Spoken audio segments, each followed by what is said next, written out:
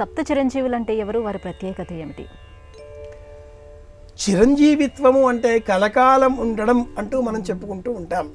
అశ్వత్థామ బలిర్వ్యాస హనుమాంశ్చ విభీషణ కృప పరశురామశ్చ సప్తైతే చిరంజీవిన అని ప్రమాణమైనటువంటి ఒక ప్రాచీన శ్లోకాన్ని పూర్వకాలంలో విద్యాభ్యాసం చేసేటటువంటి సమయంలో చిన్నారి బాలబాలికలకు వారి తల్లిదండ్రులు ఈ శ్లోకం చిన్నప్పుడే నేర్పించేటటువంటి వారు.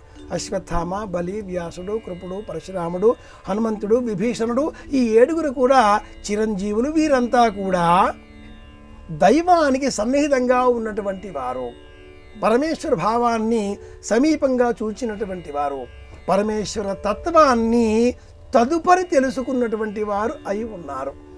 ఇందులో మార్కండేయుడు తండ్రి గారైన మృకండ మహర్షి కోరిన కోరికకు పరమేశ్వరుడు అల్పాయుద్ధాయం గలవాడు కుమారుడు పుట్టాలా అంటూ తథాస్తు అని ఇచ్చినప్పటికీ పరమేశ్వర నామ సంకీర్తన చేత పూర్ణాయుద్ధాయం గలవాడయ్యాడు చిరంజీవి.